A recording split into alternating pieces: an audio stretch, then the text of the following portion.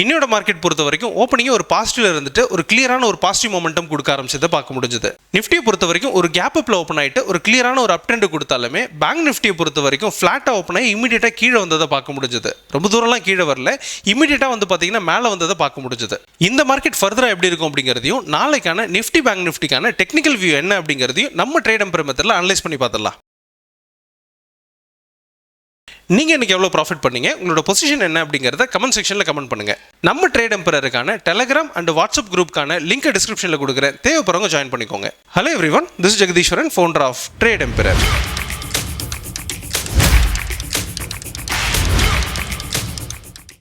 நம்ம ட்ரேட் எம்பையர்ல நவம்பர் மந்த்துக்கான ஒரு நியூ செஷன் ஸ்டார்ட் பண்றோம். இது மார்னிங் அண்ட் ஈவினிங் 2 ஸ்லாட் அவைலபிளா இருக்கு. ஜாயின் பண்ண நினைக்கிறவங்க ட்ரேட் எம்பையர் கான்டாக்ட் பண்ணுங்க. இன்னைக்கு நிஃப்டியை பொறுத்தவரை ஓப்பனிங்கே ஒரு சின்ன கேப் அப்ல இருந்தது. வந்த பிரைஸ் வந்து பார்த்தீங்கன்னா அந்த சப்ளை ஜோன் கிட்ட தான் ஓப்பன் ஆயிருந்தாங்க. அதிலே சின்னதாக ஸ்ட்ரகிள் பண்ணிட்டு இருந்த பிரைஸ் 10 o'clock வந்து பார்த்தீங்கன்னா அதை பிரேக் பண்ணி சஸ்டெயின் ஆயிட்டாங்க. வந்த பிரைஸ் வந்து பார்த்தீங்கன்னா அதுக்கு மேலே சஸ்டெயின் ஆனது ஒரு கிளியரான ஒரு பாசிட்டிவ் மொமெண்டம் கொடுக்க ஆரம்பிச்சாங்க. ஸ்ட்ரைட்டாக ஒரு பாசிட்டிவ் கொடுத்து ரெசிஸ்டன்ஸ் 1 நம்ம எதிர்பார்த்த ரேஞ்சை பிரேக் பண்ணிட்டு அதுக்கு மேலே 26,240 வரைக்கும் போயிட்டு அங்கேருந்து ஒரு சின்ன ஸ்ட்ரகிளோட கீழே வந்து முடிச்சிருக்கிறதையும் பார்க்குறோம். ஒரு கிளியரான ஒரு பாசிட்டிவ் மொமெண்டம் அப்படிங்கிறது இருந்ததையும் பார்க்க முடிஞ்சது. இதை பொறுத்த வரைக்கும் நம்ம என்ன சொல்லியிருந்தோம்னா, அதில் வந்து பார்த்தீங்கன்னா இப்போ இருக்கக்கூடிய ப்ரைஸ் ஒரு சின்னதாக ஒரு கரெக்ஷன் கொடுத்து அப் டு வந்து பார்த்தீங்கன்னா அந்த டிமாண்ட் ஜோன் 1 இருக்கக்கூடிய 26,023 இந்த இடத்துல டிமாண்ட் கிரியேட் ஆகி மேலே போகிறதுக்கான வாய்ப்பு இருக்குது அப்படின்னு சொல்லலாம். இங்கேருந்து மேலே போகிறதுக்கான வாய்ப்பு இருக்குது. அது இமீடியட்டாக 26,100 அண்ட் அதையும் பிரேக் பண்ணுற பட்சத்தில் 26,200 வரைக்கும் போகணும் அப்படிங்கிறது எக்ஸ்பெக்டேஷனாக இருக்குது. இது ஃபர்தராக நாளைக்கு எப்படி இருக்கும் அப்படிங்கிறத நம்ம ட்ரேட் எம்பையர் மெத்தடில் அனலைஸ் பண்ணி பார்த்துடலாம். நம்ம கொடுக்கக்கூடிய வியூ நம்ம ட்ரேட் எம்பையர் மெத்தட் எந்த அளவுக்கு அக்யூரேட்டா இருக்கு அப்படிங்கறத ப்ரூவ் பண்றதுக்காக தான். இதை பார்த்துட்டு யாரும் ட்ரேட் பண்ண வேண்டாம். அப்படி ட்ரேட் பண்றதுனா ப்ராப்பரா லேர்ன் பண்ணிட்டு ட்ரேட் எடுங்க. நிஃப்டியோட கரண்ட் ஜோன் பொறுத்த வரைக்கும் இப்போ இருக்கக்கூடிய பிரைஸ்ல இருந்து 26,600 வரைக்கும் போகணும்னு இன்னைக்கே ப்ரெடிக்ட் பண்ணல. இது ரொம்ப நாளாவே ப்ரெடிக்ட் பண்ணி வச்சிருக்கோம் அப்படின்றதையும் இந்த பிரைஸ் வந்து பாத்தீங்கன்னா அதை நோக்கி தான் போயிட்டு இருக்கு அப்படிங்கறதையும் நம்ம புரிஞ்சு வச்சிருக்கோம். அப்படின்னும் போது இந்த பிரைஸ் இங்கிருந்து என்ன நடக்க போகுது அப்படின்னா இப்போ கரெக்டா வந்து பாத்தீங்கன்னா இந்த டிமாண்ட் ஜோன்ஸ்ல வந்து முடிச்சிருக்கிறத பாக்குறோம். இந்த டிமாண்ட் ஜோன்ஸ்ல இருந்து மேலே போகும் அப்படிங்கிறதுக்கான கன்ஃபர்மேஷன் நாளைக்கு காலையில தான் கிடைக்கும். அது வந்து பாத்தீங்கன்னா 26,224க்கு மேலே சஸ்டெயின் ஆயிடுச்சுன்னா, அதாவது இந்த சப்ளை ஜோனுக்கு மேலே சஸ்டெயின் ஆயிடுச்சுன்னா பிரைஸ் ஃபர்தரா மேலே போகிறதுக்கான வாய்ப்பு இருக்கு அப்படிங்கிறத புரிஞ்சுக்கலாம். அது இமீடியட்டா ரெசிஸ்டன்ஸ் 1 இருக்கக்கூடிய 26,315 இந்த ரேஞ்ச் வரைக்கும் போகலான்றது எக்ஸ்பெக்டேஷன்.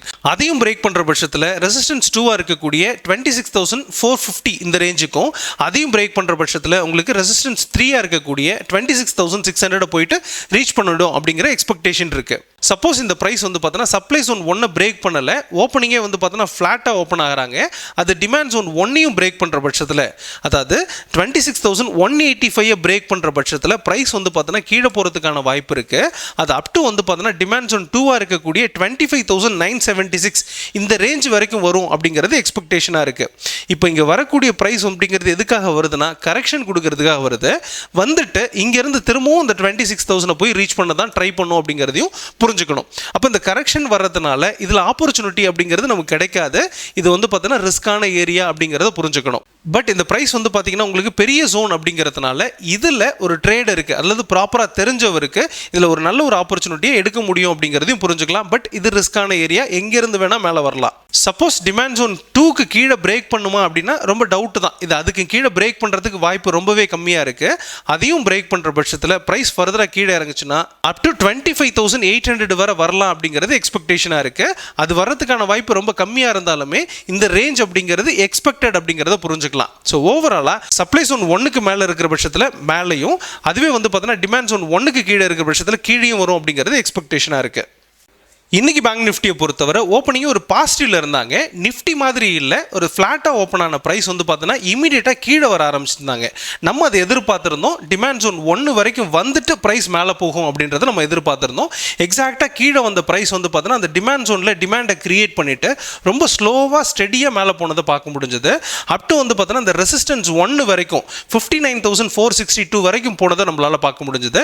போன பிரைஸ் வந்து பார்த்தீங்கன்னா சின்னதா மேலே போக முடியாம ஸ்ட்ரகிள் பண்ணி கொஞ்சம் கீழே இறங்கி 59,343 முடிச்சிருக்கிறதையும் பார்க்குறோம். இதை பொறுத்த வரைக்கும் நம்ம என்ன சொல்லியிருந்தோம்னா, இங்கிருந்து இந்த டிமாண்ட் ஜோன் 1 அதாவது வந்து பார்த்தீங்கன்னா 59,100 வரைக்கும் வந்துட்டு அல்லது 117 வரைக்கும் வந்துட்டு திரும்பவும் இது மேலே போகிறதுக்கான வாய்ப்பு இருக்குது. அது இமீடியட்டாக 59,462 இந்த இடத்த போய் ரீச் பண்ணுறதுக்கான வாய்ப்பு இருக்குது.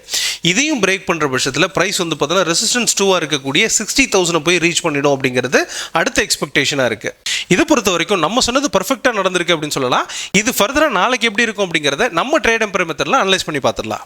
பேங்க் நிஃப்டியோட டெக்னிக்கல் வியூ பொறுத்த வரைக்கும் இதோட ப்ரைஸ் வந்து பார்த்தீங்கன்னா 60,000 நோக்கி போயிட்டு இருக்கு அப்படிங்கிறத ஆல்ரெடி நம்ம ப்ரெடிக்ட் பண்ணி வச்சிருந்தோம்.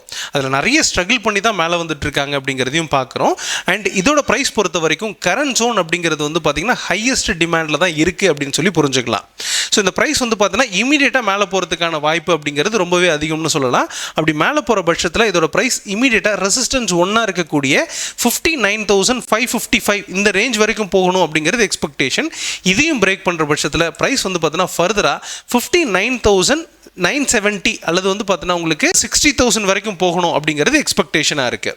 நாளைக்கு சின்னதாக ஒரு கேப் அப் கூட எக்ஸ்பெக்டட் தான். அப்படின்ற போது உங்களுக்கு ப்ரைஸ் வந்து பார்த்தீங்கன்னா ரெசிஸ்டன்ஸ் 1 கிட்டே ஓப்பன் ஆகிறதுக்கான வாய்ப்பும் இருக்குது. இது both Nifty and bank Nifty ரெண்டுத்துக்குமே நம்ம சொல்லலாம். அப்படின்னும் போது ப்ரைஸ் வந்து பார்த்தீங்கன்னா பாசிட்டிவில் தான் இருக்குது அப்படிங்கிறத புரிஞ்சுக்கலாம். சப்போஸ் இந்த ப்ரைஸ் வந்து பார்த்தீங்கன்னா மேலே போகலை அப்படின்னும் போது உங்களுக்கு இந்த டிமாண்ட் ஜோன் 1 பிரேக் பண்ணுறதுக்கான வாய்ப்பு ரொம்பவே அதிகம்.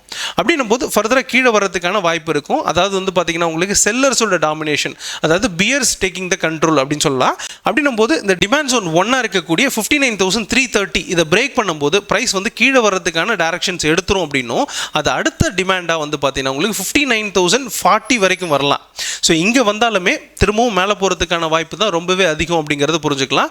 வர்றது வந்து பார்த்தீங்கன்னா ஒரு கரெக்ஷனுக்காக அப்படின்னும் போது இது ரிஸ்கான ஏரியாவாக இருக்குது அப்படிங்கிறத புரிஞ்சுக்கலாம். சப்போஸ் இந்த ப்ரைஸ் டிமாண்ட் ஜோன் 2வையும் பிரேக் பண்ணுற பட்சத்தில், அதாவது 59,040யும் பிரேக் பண்ணுற பட்சத்தில் ப்ரைஸ் ஃபர்தராக கீழே இறங்கலாம் அப்படின்னும் இந்த இடத்துக்கு வந்தாலுமே ப்ரைஸில் ஹை டிமாண்ட் இருக்குது, மேலே தான் போகணும், அது 60,000 ருபீஸை போய் ரீச் பண்ணணும் அப்படிங்கிறது எக்ஸ்பெக்டேஷனாக இருக்குது. அப்படி பார்க்கும்போது இந்த 59,000 பிரேக் பண்ணால் 58,000 வரைக்கும் போகிறதுக்கான வாய்ப்பு இருக்குது அப்படின்னாலுமே இதுவும் ஒரு ரிஸ்கான ஏரியா அப்படின்றத நம்ம புரிஞ்சுக்கலாம். இதில் ஆப்பர்ச்சுனிட்டி அப்படிங்கிறது ரொம்பவே கம்மி அப்படின்றத புரிஞ்சுக்கலாம்.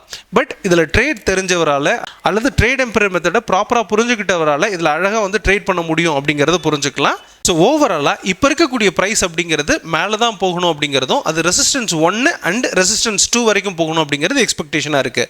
சப்போஸ் வந்து பார்த்தீங்கன்னா டிமாண்ட் ஜோன் 1 பிரேக் பண்ணிச்சுன்னா ஒரு கரெக்ஷன் கொடுத்து டிமாண்ட் ஜோன் 2 வரைக்கும் அல்லது அதையும் பிரேக் பண்ணிச்சுன்னா டிமாண்ட் ஜோன் 3 வரைக்கும் போகலாம் அப்படிங்கிறது எக்ஸ்பெக்டேஷனாக இருக்குது அப்படிங்கிறதையும் புரிஞ்சுக்கலாம். இந்த வியூ பொறுத்த வரைக்கும் நம்ம ட்ரேட் எம்பையர் மெத்தட் எந்த அளவுக்கு அக்யூரஸியாக இருக்குது அப்படிங்கிறத ப்ரூவ் பண்ணுறதுக்காக தான். இதை யாரும் பார்த்து ட்ரேட் பண்ணுறதோ அல்லது இதை கால்ஸாவோ ரெக்கமெண்டேஷன்ஸாவோ எடுத்து எக்ஸிக்யூட் பண்ணுறதோ உங்களுக்கு பெரிய ரிஸ்க்கை கொடுக்கும் அப்படிங்கிறதையும் புரிஞ்சுக்கணும். பிகாஸ் இதில் நிறைய டைம் ஃப்ரேம் அப்படிங்கிறத நம்ம எடுத்திருக்கோம். அதில் சஸ்டெயின் அப்படிங்கிறது முக்கியமாக பார்க்கணும் அப்படிங்கிறதையும் புரிஞ்சுக்கணும். இதெல்லாம் பார்க்காம ட்ரேட் பண்ணும்போது அதிக லாஸ் வர்றதுக்கான வாய்ப்பு இருக்குது அப்படிங்கிறதையும் புரிஞ்சுக்கணும்.